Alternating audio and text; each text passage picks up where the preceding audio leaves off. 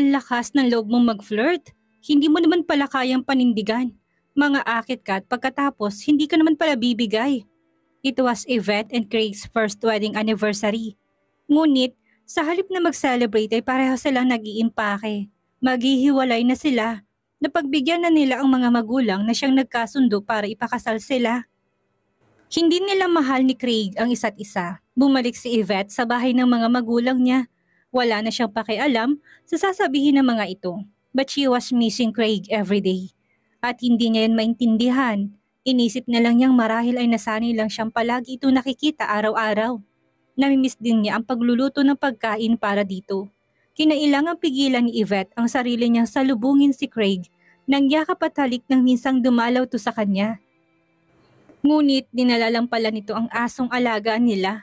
Nabalitaan na lang niyang bigla na nakikita ito at ang dati nitong girlfriend na si Alana. Hindi pala siya makakapayag na agahawin ng ibang babae si Craig. She had to win him back. After all, asawa pa rin niya si Craig. Kanino mapupunta tong bahay? Salubong ang kilay na tanong ni Yvette kay Craig. Regalo to ni na mama at papa, pero sige, sayo na lang. Sagot nito. No, just sell it dahil hindi ko rin naman magagawang tumira dito. There are a lot of things here that I don't want to see and remember. Masasayang lang, bumalik na siya sa kanyang kwarto at pinagpatuloy ang pag-eempake ng mga gamit.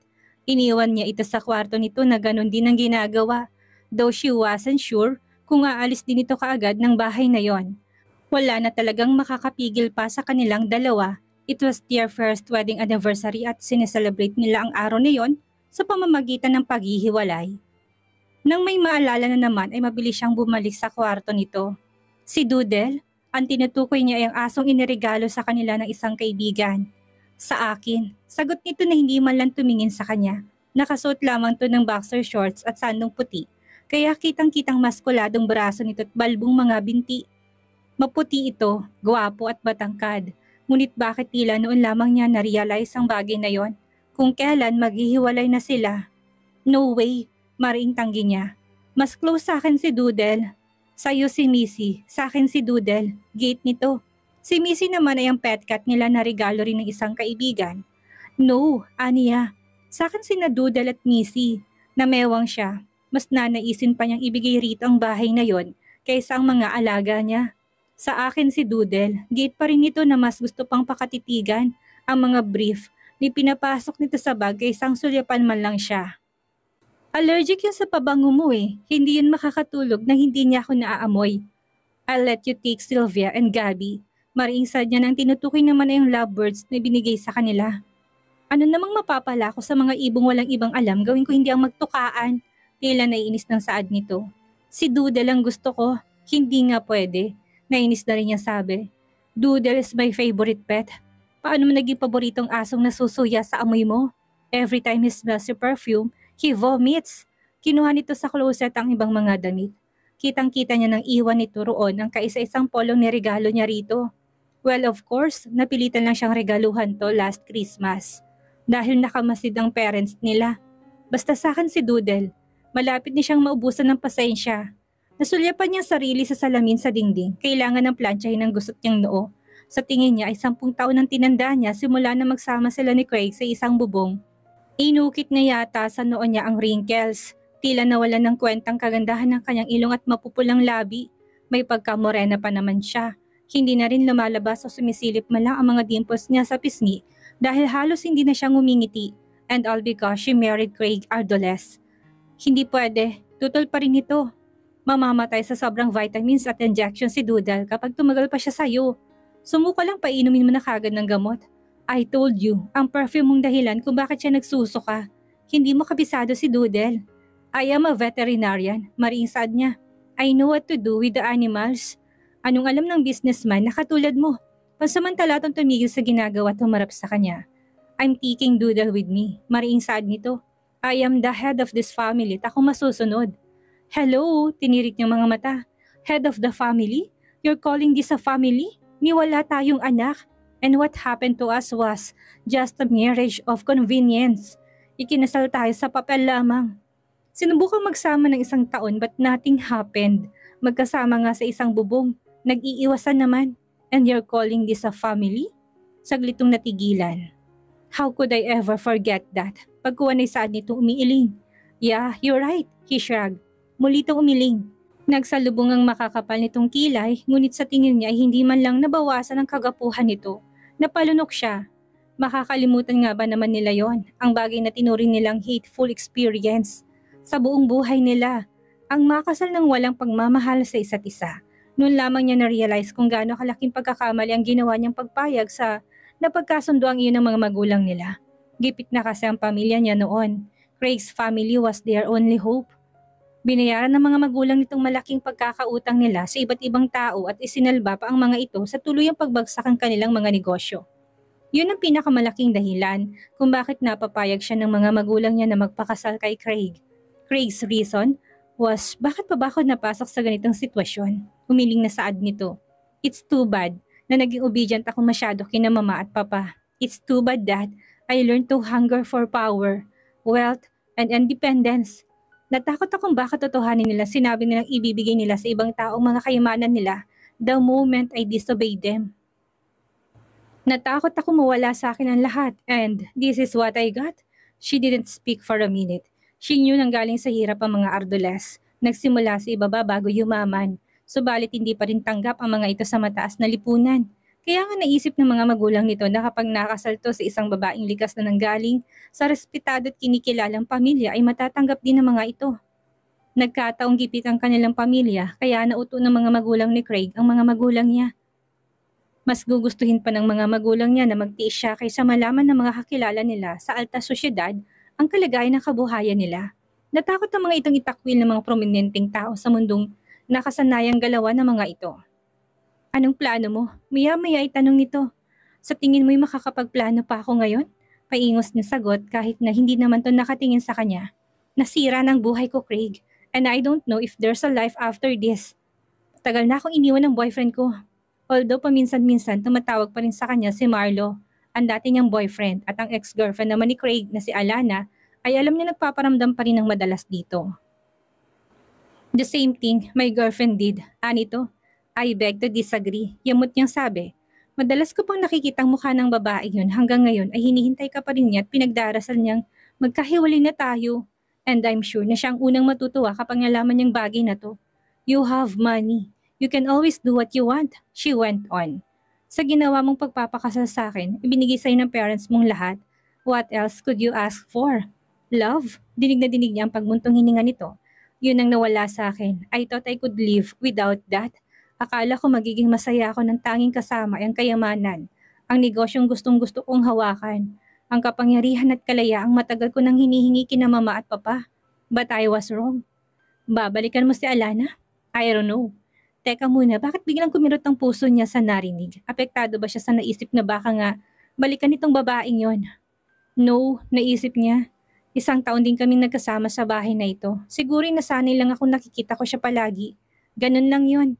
Tandang-tanda pa niya kung paano sila nag-iwasan habang nasa bahay na yon. Malaki ang bahay at aalog-alog sila doon. May 2 helpers doon na noong una ay labis na nagtataka sa coldness nila sa isa't isa. They had separate rooms. Pero may nilan silang kwarto na kunwari kwarto nilang mag-asawa. Kapag bumibisitang mga magulang nila doon sila naglalagay kahit allergic sila sa isa't isa. Kunwari sweet na sweet sila. Ngunit kapag wala nang nakatingin ay kagad silang naghihiwalay na parang napapaso. Babalikan mo rin ba si Marlo? Tanong nito pagkaraan. Hindi siya kagad nakasagot. Hindi nga niya alam kung naghihintay pa rin sa kanya si Marlo. I don't know. There was silence after that.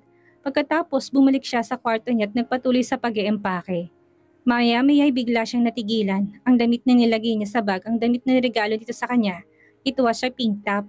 Christmas gift nito kuno sa kanya. Paborito niyang kulay na pink at kahit paano ay kinilig siya nang maisip na alam nitong paborito niyang kulay. Bakit naman siya kikiligin sa isang taong hindi naman niya mahal? Sa mga gatherings lang sila nagkakasama noon, they weren't even close.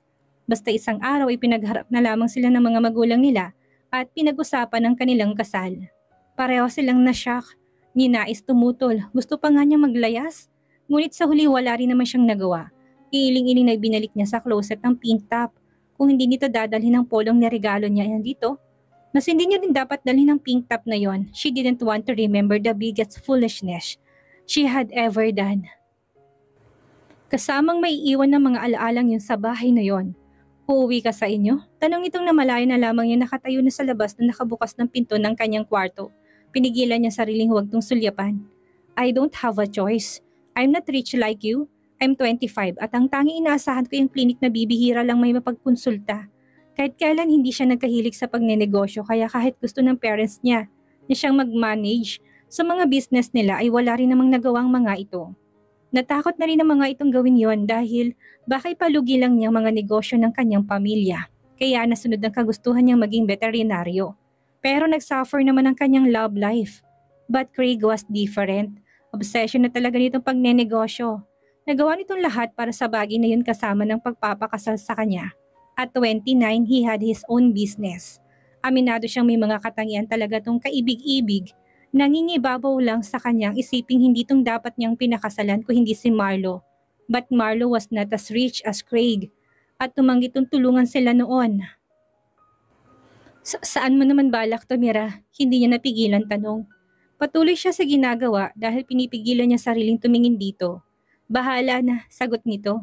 Sa oras na nabili ang bahay na to, ibibigay ko sa iyo ang tseke. Huwag na, hindi ko rin naman tatanggapin. Aniya. This is a conjugal property at malaki ang karapatan mo rito. Sabi nito, I don't care. Hindi ko naman siniseryosong kasal natin kahit minsan. Wala siyang narinig na salita mula rito matapos yun. How about the photos? Pagkuha ni tanong nito, the wedding photos, the video, who's gonna take them? Are you? Gusto mo bang ibasura na lang ang mga yon? Hindi siya kagad nakasagot. May isang parte ng kanyang isip ang tumututol. Pero bakit pa niya itatagong mga yon? Para maalala lang ang mga kabaliwang nangyari sa kanilang dalawa? Bahala ka. Sa wakas ay sagot niya. Sunugin mo kung gusto mo. Isama mo na rin ng wedding gown ko. Alam na ba ng parents mong bagay na to? Hindi pa. Malalaman din nila. How about your parents? Alam na ba nila? No, malalaman din nila. Hindi pa niya alam kung anong mangyayari but she was expecting the worst. Baka palayasin siya o itakwil ng kanyang mga magulang kapag nalaman na mga itong maghihiwalay na sila ni Craig. Ngunit mas na naisin pa niyang mangyari yon kaysa manatiling nakakulong sa kalungkutan sa loob ng bahay na yon. Ni minsan, hindi niya pinangarap na magkaroon ng ganong kamiserableng married life. She had always wanted a happy family, full of life and love. So, sa akin si Doodle, anito. No, hindi na to nakipagtalo tungkol sa bagay na yon. Just always remember that he hates your perfume. Do you also hate my perfume? Hindi niya napigilan tanong. He didn't answer. Naranasan na rin naman nilang magkatabi sa kama kapag bumibisitang mga magulang nila. She liked his smell, his masculine scent. Nung gabing iyon ay para siyang asong sumisingot-singot sa amoy nito. Bigla siyang nanginig at kinabahan. Hindi niya matukoy ang dahilan kung bakit nagkaganon siya maliban sa atraktibong lalaki si Craig. At hindi rin naman kaila sa kanyang maraming babae naghahabol dito. Tahimik nung bumalik sa kwarto nito. Saglit siyang natigilan at napatingin sa nakabukas na closet. Pagkatapos, mabilis siyang lumapit doon, kinuha ang pink top at sinilid sa kanyang bag. Natapos din ng kanyang matagal na pag-iempake. Nagtungo siya sa likod ng bahay at pinagmasdan ang kanilang mga alagang hayop. Mistulo na yung zoo sa dami ng mga alaga nila. Ni minsan, hindi rin naman yun kinayamutan ni Craig. He learned to love her pets. Doon nila ginugol ang panahon nila kapag naroon sila pareho sa bahay. Ang mga yon ay kinakausap nila. Ang hinihinga ng problema, ang pinagkakabalahan upang kahit sa isang saglit ay makatakas sila sa malungkot na realidad. Are you taking all of them with you? Tanong ni Craig na noon lamang niya na malayang nakatayo na sa likuran niya. Katulad ng dati pinipigilan na naman niya sariling huwag mapatingin dito. Is that okay with you? Kung yun ang gusto mo. Okay, humugot na muna siya ng malalim na hininga bago muling nagsalita. You're right, allergic si Duda sa perfume ko. Baka magkasakit lang siya kapag sumama siya sa akin. I'm leaving him to you. Are you sure? Nasa tinig itong hindi pagkapaniwala. Pareho nilang naging paboritong tutang yon, si Doodle ang utos-utosan nilang kumuha ng kanilang tsinelas at ng ibang bagay. Ito ang unang sumasalubong sa kanila kapag dumarating sila. Minsan ay katabi pa nila ito sa pagtulog. May ginawa silang schedule ng pagtulog ni Doodle sa kwarto niya at sa kwarto nito. Sa akin naman si Missy, sagot niya. Dadaling ko na rin sina Sylvia at Gabby. Thank you. She didn't speak for a minute. Bakit parang naninikip ang dibdib niya? Gusto mo bang ihatid kita sa inyo? Maya may tanong nito. No, I'll use my car. Ikaw nang bahala. There was silence again. So paano? Paggawa ni Sad nito. This must be goodbye. Craig, Bigla siyang napaharap dito na parang natakot na mawala to sa kanyang paningin. Yes, nanatili to sa kinatatayuan nito. May sasabihin ka pa ba? Ako nang bahalang magsabi sa mga katulong na kailangan na nilang umalis. Mahinang sagot niya. Naibigay ko ng mga sweldo nila last night. Actually, they're packing already. Okay. Tumalikod na to, lalong nanikip ang dibdib niya. Parang gusto niya itong habulin, yakapin at pigilan. She wanted to beg him not to go. Why? Mabibigat ang mga paang bumalik na rin siya sa loob. Binitbit na niyang kanyang mga gamit. Ang iba'y pinakarga na niya sa mga katulang sa kotse. Gusto niyang paandarin ng sasakyan pagkatapos ngunit hindi niya magawa. Bumaba siya at pinagmasdan ng paligid. Matagal rin silang nagkasama ni Craig sa bahay na yon. Nang sumilip siya sa living room ay nakita niya itong nakatayo sa itaas ng hagdan. I'm leaving, she said softly. Okay, goodbye. Tatalikod na lamang siya nang tawagin siya nito. Yes, matagal ito bago nagsalita. Tila humuhugot muna to ng malalim na hininga bago nagawang pakawalan ang mga sumusunod na salita. Happy anniversary. Napanganga siya. Nang iinis ba to? Ngunit seryosong mukha nito. Sa halip na sagutin yon ay minabuti na niyang umalis. Sumakay na siyang muli sa kanyang kotse. Paglabas niya ng garahe, bigla na lamang siyang napaiyak sa hindi niya malamang dahilan. Craig, bulong niya. Happy anniversary. What did you just say? Nag-echo sa apat na sulok ng bahay ang malakas na boses ng mama ni Yvette. Naghiwalay na kami ni Craig. Mahina niyang sagot. Tumigil ang papa niya sa pagbabasa ng dyaryo at tinignan siya. Napayuko siya habang nakaupo sa sofa. Magkatabi ang mga ito sa mahabang couch. Ang mga gamit niya kanina pa naiakyat ni isang maid sa kanyang kwarto. Kasama na si Missy. Ang mga ibon ay dinala naman ni isang maid sa likod bahay. You mean, nag-away kayo? Sad ng papa niya na tila hindi pa rin sineseryoso. Ang sinabi niya kanina, the usual fight na nauwi sa paghihiwalay. Pero mamaya lang ay patatawarin mo na si Craig kapag sinundo ka niya dito at magkasama kayong uuwi sa bahay niyo. Is that what you are trying to tell us, Iha? No, mariing sagot niya. It's for good. Don't do this to us, Yvette. Nalalaki mga matang saad ng mama niya. Baka i-withdraw ng mga Ardoles ang lahat ng shares nila sa ating mga negosyo. We cannot afford to lose them. Hindi pa tayo lubos na nakakabangon ay babagsak na naman. What will happen to us? Come on, Iha. We're taking you to your house. Akmang tatawagin na nitong isang maid nang pigilan niya to.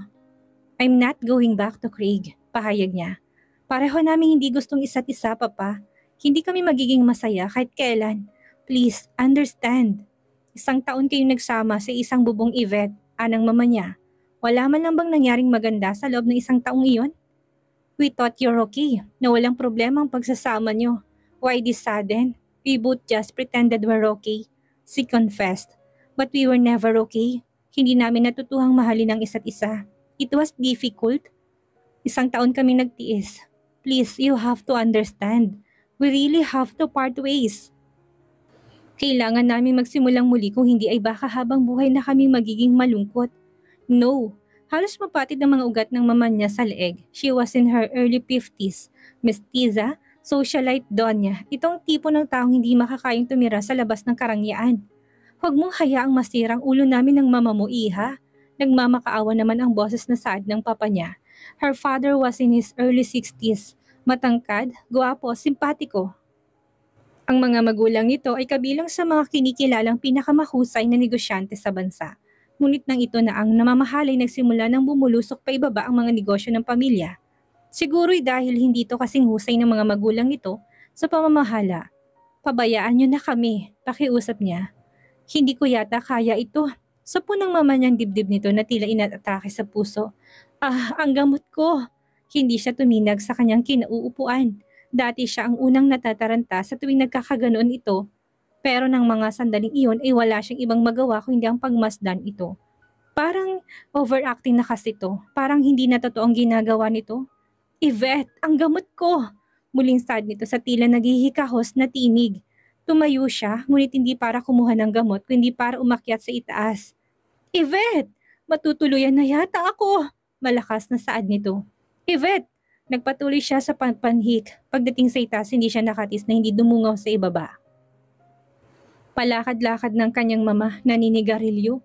Walang palatandang inatake ito sa puso. So, drama lang lahat at isang dramang yun sa mga pumatay sa kaligayahan niya. She was so stupid to realize that just now. Inis na hinubad niya ang suot na sapatos at inihagis sa ibaba. Napatingin sa kanyang mga magulang niya. Yvette! Nagkulong siya sa kwarto niya, yakap-yakap niya si Missy. Dito na lamang niya sinabing mga hinanakit niya. Yes, I'm back and I'm single again. Pagbabalita ni Yvette sa mga kaibigan niya sina Kay at Tony. Nagkatinginan ang mga ito. Pagkatapos ay parehong tumaas ang mga kilay na tumingin sa kanya. Naroon sila sa isang restaurant ng mga sandaling iyon. Best friend niya ang mga ito since college. Parehong single pang mga to, tila walang balak lumagay sa tahimik. How did your parents react to it? Tanong ni Tony, ang kaibigan niya simpleng mag-ayos ngunit liberated kumilos at magsalita. Hindi ba nagalit? Tanong naman ni Kay. Ang babaeng hindi mabubuhay ng walang manicure, pedicure, highlight sa buhok, fashion at boyfriend. Siyempre nagalit, pero wala na silang magagawa. May pagmamalaki niyang sagot. As in? Inayos ni Kay ang walnut nitong buhok. Halos nakatakip na kasi yun sa mukha nito. Hindi inatake? Nalaki ang mga matang tanong ni Tony. Nagdrama lang, nakangiting sagot niya. Wala naman palang sakit sa puso. Ganon? Umiling-iling si Kay. Paano si Craig? Tanong ni Tony. Don't tell us na nasa loob ng isang taon wala ka malang naramdamang physical attraction sa kanya. Alam mo kabilang kami ni Kay sa milyong-milyong babaeng nababaliw sa husband mong Yvette. Bahala siya sa buhay niya. Nakaingos niyang sagot. I'm sure na makipagbalikan niya sa baliw niyang ex-girlfriend. Eh di bang tawag naman niya sa boyfriend mong si Marlo ay maton? Nakangiting sad ni Kay. Ingit lang siya dahil maganda ang katawan ni Marlo. Taas noon niyang sabi. Ayoko naman ng ganun. Nakangiwing sad ni Tony. Nasobrahan naman ang pagiging macho ni Marlo. Para na siyang si Stallone. Feeling ko mababali ang mga buto ko kung katulad niyang yayakap sa akin. Mahal mo pa ba si Marlo? Tanong naman ni Kay. Ang tagal mo nang hindi nakikitang lalaking yun ah. Hindi kaagad siya nakasagot. Mahal pa nga ba niya si Marlo? Bakit parang hindi na excited ang puso niya kapag napag-uusapan to? Bakit parang mas gusto pa niyang si Craig ang pag-usapan? Well, sino pa nga bang may gustong maghiwalay sila sa mismong araw ng kanilang anniversary?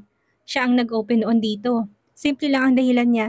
Gusto niyang makita ang magiging reaksyon nito. Gusto niyang marinig na tumutol ito at sabihin sa kanyang natutunan na siya nitong mahalin. Pero wala siyang narinig na ganong mga salita mula dito. Sineryoso nitong proposal niyang separation. Kaya naghiwalay sila nang wala sa oras, but she didn't mean it. Did she? Napabuntong hininga siya. Kailangan makalaya na rin siya sa mga alaala ni Craig para mabalik na rin sa normal ang buhay niya. Akin na lang si Craig, ani Tony sa tonong seryoso. Hindi yun pumapatol sa mga pandak, saad ni Kay. Sa akin, pwede pa. Mas lalo hindi yun papatol sa maarte. Sagot dito ni Tony. According to you, mamahalin ko siya ng buong puso't lahat ibibigay ko sa kanya. Huwag niya nga pinagtitripan ng asawa ko. Kunot noong sabi niya, he's still married to me. Asawa? Sabay pang sad na mga to. Married? Kailan mo pa natutuhang seryosohin ang bagay na yan? Manghang tanong ni Kay. Hindi siya makasagot. Bakit nga kaya ganon? Kung kailan naghiwalay na sila ni Craig ay saka naman parang tanggap na niyang ikinasal sila nito at naging mag-asawa. As she missed Doodle, but she missed Craig more.